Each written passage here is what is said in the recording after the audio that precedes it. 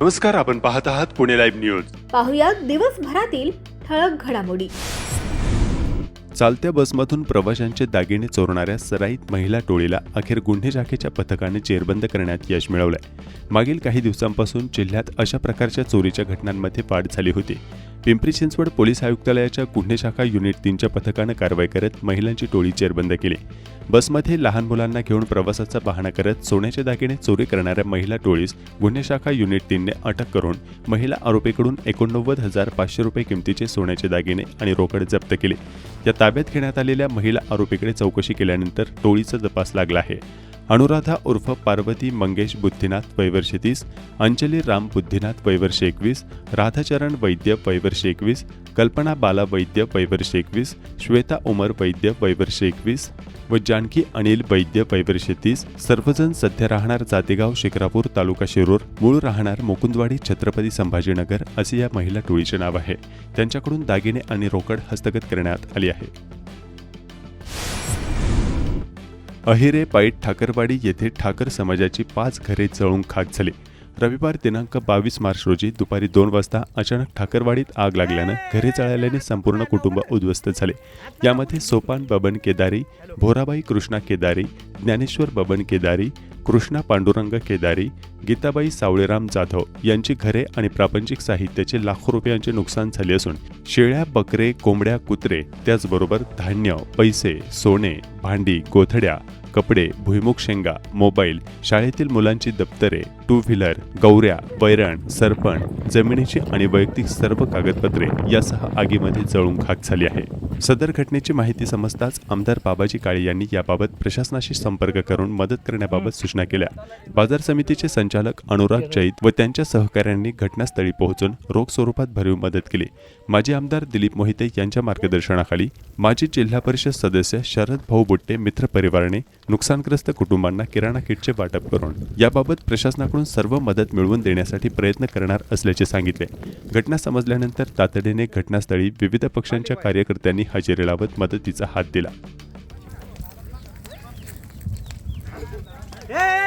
त्याला हात नको जायला बरं, हात नका कुणी.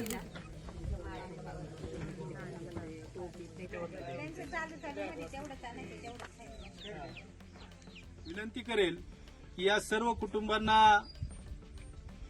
काही ना काहीतरी आपल्या परीनं जी मदत करता येईल, मग ती कपड्याच्या माध्यमातून असेल, वस्तुरूपी असेल, किंबहुना आर्थिक स्वरूपाची असेल, जी मदत या सर्व कुटुंबांना करता येईल ते.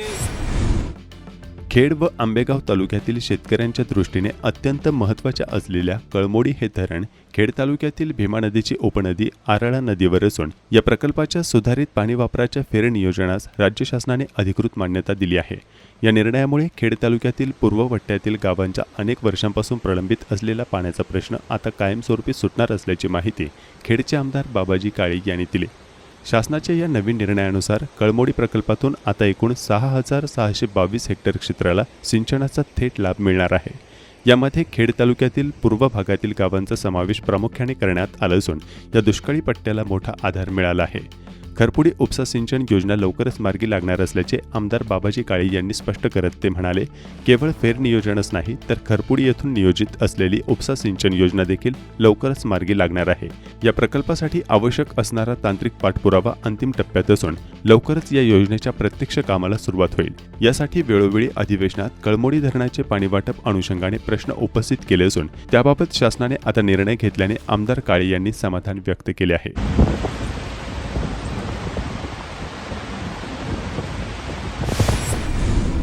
रविवारी 22 मार्च 2026 रोजी सकाळी 11 वाजताच्या सुमारास राजगुरुनगर जवळील राक्षेवाडी तालुका खेड जिल्हा पुणे गावचे हद्दीत अमरप्रभू सोसायटी समोर मच्छिंद्र नाना राक्षे याच्या सोबत जमिनीच्या वादातून चौघांनी एका जबर मारहाण केली.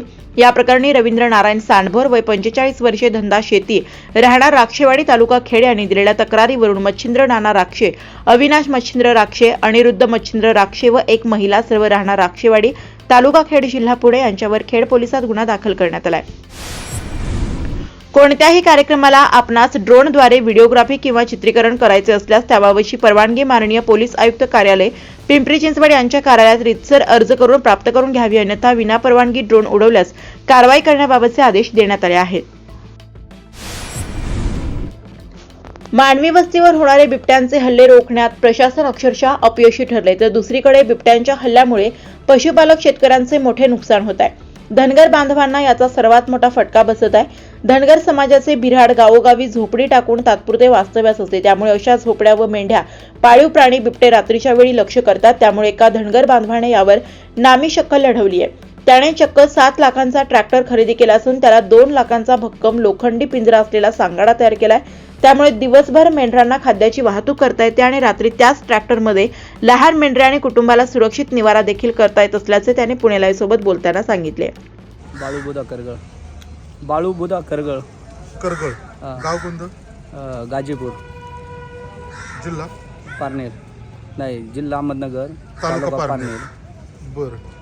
हा ट्रॅक्टर कशासाठी वापरताय तुम्ही? आता बघितलं सगळा पिंजऱ्यासारखा केलाय, कशासाठी वापरताय? रात्रीची वाघा बिगाची भीती, बिछाना आपल्याला बिबट्यांची भीती. हा, बिबट्यांची भीती. मग तुम्ही म्हणजे तुमचं पाल असं ठिकठिकाणी असतं का गावागावामध्ये? गावगावी जाताना आम्हाला मग काय आहे, असं बिछाना व्हायला बी लागतं, बारकांले पिल्ले बिल्ले ठेवायला लागतात सगळंच. मग रात्रीच्या वेळेला बिबट्यांची भीती ज्या पिल्लांना आहे बारक्या मेंढरांच्या, ती आतमध्ये ठेवायची. ती सगळी आतमध्ये ठेवता तुम्ही हा, याच्यामध्ये? आणि झोपायला आतमध्ये. अच्छा, म्हणजे तुम्ही जे कुटुंब आहेत तुम्हाला बिबट्याची भीती आहे, त्याच्यामुळे तुम्ही आतमध्ये झोपता. हा, आतमध्ये झोपतो. हे कशी काय तुम्हाला कल्पना सुचली?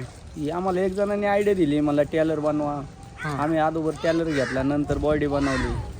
टेलर म्हणजे ट्रॅक्टर घेतला? ट्रॅक्टर घेतला आधी, ते पाठीमागचं टेलर बनवला, नंतर बॉडी बनवली. आधी ट्रॅक्टर घेतला नवीन. अच्छा, केवढ्याला पडला ट्रॅक्टर? ट्रॅक्टर 7 लाखाला बस. आणि ही बॉडी बनवली? बॉडी 2 लाखाला गेली. 2 लाखाला गेली. हा. मग ह्याच्यात झोपल्यावरती सुरक्षित वाटतं तुम्हाला? सुरक्षित भीती नाही वाटत भीती नाही अजिबात? वाटत, वीज काट्याची नाही कशी. म्हणजे जो धनगर समाज आपला पारंपरिक ती मेंढरं घेऊन सगळी त्या मेंढरांबरोबर चालत जायचं, ते आता तुम्ही ह्याच्यात जाता फक्त मेंढरात चालत जाता? हा, मेंढर चालत जाते. आता बिछाना सगळा व्यवस्थित राहतो त्याच्यात राहतो. मग इतर वेळेला तुम्ही कसे न्यायचे तो सगळा बिछाना? मेंढर घोड्यांवर. घोड्यांवरती न्यायचे? हा, पहिले घोडे वापरायचे, घोडे सोडायचे, बिछाना पडायचा रस्त्यावर, लय हालत व्हायची बाया माणसांची. अच्छा. आता तसं नाही, आता ट्रॅक्टर मध्ये टाकले की 8-8 दिवस बिछाना खालीच घेत नाही. मग आता घोड्यांना काय काम राहिलं तुमच्या? घोडे नाही, घोडे ठेवलेच नाही. ठेवलेच नाही घोडे नाही. घोडे सोडून दिले, काही विकून टाकले, अच्छा. असं केलं. काय काय सोय आहे याच्यामध्ये नेमकी? सगळे पाण्याची टाकी. कुठे आहे पाण्याची टाकी? पाण्याची टाकी 350 लिटरची. 350 लिटरची ही का? अच्छा, म्हणजे पाण्याची पण अडचण नाही राहिली. पाणी- कुठे चालत असलं तरी 350 लिटर पाणी तुमच्या संग आहेच काय? संगच आहेच, म्हणजे अडचण नाही. रेत्रीचं टायमिंग झालं तरी आपलं स्वतःचं पाणी, कोणाच्या इथं काय जायचं नाही, काय नाही, म्हणजे असं केलंय. बरं, तुम्ही फिरता कुठं कुठं आता? आता आम्ही चाकण सोडून नाही जात, चाकणवरून गावाला जातो. गावावरून आले की चाकणलाच. बरं आणि असं गावगावी म्हणजे जिकडं पाती बितीचं मिळन, कांद्याची पात मिळन, तिकडं जायला लागतं. बरं. एक सही आपल्या हक्कासाठी, सरकारपर्यंत आपला आवाज पोहोचवण्यासाठी. नाशिक पुणे रेल्वे चाकण खेड राजगुरुनगर मार्गे जाणे हा आपला हक्क आहे. हा हक्क मिळवण्यासाठी, आपला आवाज सरकारपर्यंत पोहोचवण्यासाठी आपली एकजूट आवश्यक आहे. ही एकजूट साध्य करण्यासाठी व आपला आवाज सरकारपर्यंत पोहोचवण्यासाठी स्वाक्षरी मोहीम राबवण्यात येत आहे. खेड व चाकण या दोन्ही शहरांमध्ये ही स्वाक्षरी मोहीम राबवण्यात येत असून जास्तीत जास्त नागरिकांनी स्वाक्षरीच्या माध्यमातून पुणे नाशिक सरळ मार्गे रेल्वेला आपला पाठिंबा द्यावा, असे आवाहन मी सेवेकरी फाउंडेशनचे सुधीर मुंगसे यांनी केले आहे. खेड तालुक्यातील श्री क्षेत्र महाळुंगे इंगळे येथे भक्तीचा जागर होणार असून श्री समर्थ सद्गुरू श्रीपती बाबा महाराज यांच्या मार्गदर्शनाखाली भव्य अखंड हरिनाम सप्ताह आणि मर्यादा पुरुषोत्तम श्रीराम कथा महोत्सवाचे आयोजन करण्यात आले. गुरुवार 19 मार्च गुढीपाडवा ते गुरुवार 26 मार्च रामनवमी या कालावधीत हा सोहळा पार पडणार आहे. आज राजगुरुनगर शहरातील केदारेश्वर मंदिरात पतंजली परिवारकडून शहीद दिनानिमित्त वृक्षारोपण करण्यात आले. हो रहा है।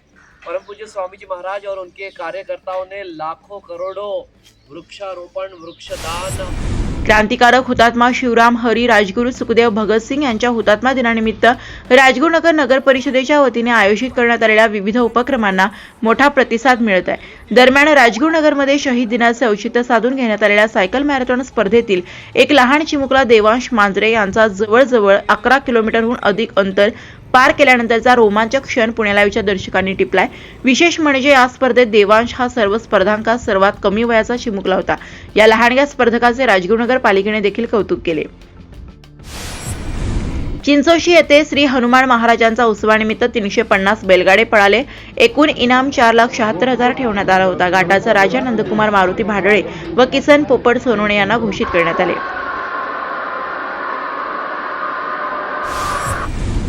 महाराष्ट्र शासनाच्या वतीने थोर क्रांतिकारक हुतात्मा राजगुरू सुखदेव भगतसिंग यांच्या 95व्या बलिदान दिन अर्थात शहीद दिनाचे औचित्य साधून शासनाच्या सांस्कृतिक कार्य विभाग, पुणे जिल्हाधिकारी आणि राजगुरुनगर नगर परिषद यांच्या संयुक्त विद्यमाने मंगळवार दिनांक 24 मार्च रोजी चांडोल येथील शालिमार पॅलेस मंगल कार्यालयात दिवसभर कार्यक्रमाचे आयोजन करण्यात आल्याची माहिती राजगुरुनगरचे नगराध्यक्ष मंगेश गुंडाळ, मुख्याधिकारी अंबादास गरकळ यांनी दिली.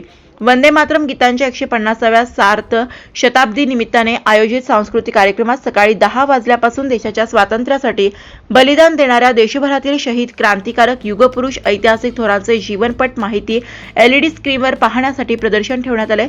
तर दुपारी 4 नंतर भव्य सांस्कृतिक कार्यक्रम प्रसंगी देशभरातील नामांकित गायक तसेच सर्व जिल्ह्यातील प्रमुख अधिकारी, मंत्री, आमदार, लोकप्रतिनिधी उपस्थित राहणार असून या कार्यक्रमाला नागरिकांनी मोठ्या संख्येने उपस्थित राहण्याचे आवाहन करण्यात आले. जास्त लोकांनी तिथं उपस्थिती देऊन त्या शोभा द्विगुणित करावी.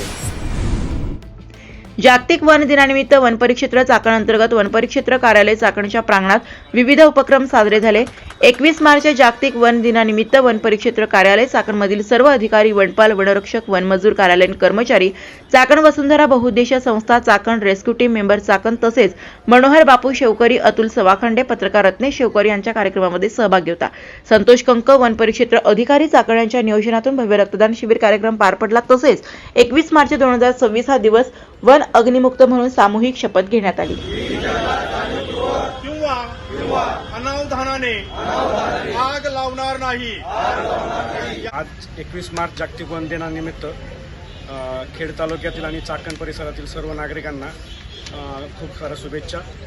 या निमित्तानं मी एक परिसरातील किंवा खेडेगावातील सर्व नागरिकांना एक आव्हान करतो की जंगलांना आग लावू नका, जंगल वाचवा. आणि त्या पद्धतीने आम्ही आज या ठिकाणी तालुक्यातील सर्व गावचे सरपंच आणि प्रत्येक गावचा 1-2 प्रतिनिधी या ठिकाणी उपस्थित होते आणि त्यांच्या समक्ष आम्ही एक शपथ, वनवामुक्त जंगल म्हणून एक शपथ या ठिकाणी घेतली. आणि या ठिकाणी 21 मार्च निमित्त आम्ही या ठिकाणी रक्तदान शिबिर पण आयोजित केलेलं आहे. सर्वांना पुन्हा एकदा आवाहन करतो की या ठिकाणी येऊन रक्तदान करावं आणि कोणीही जंगलात आग लावू नये.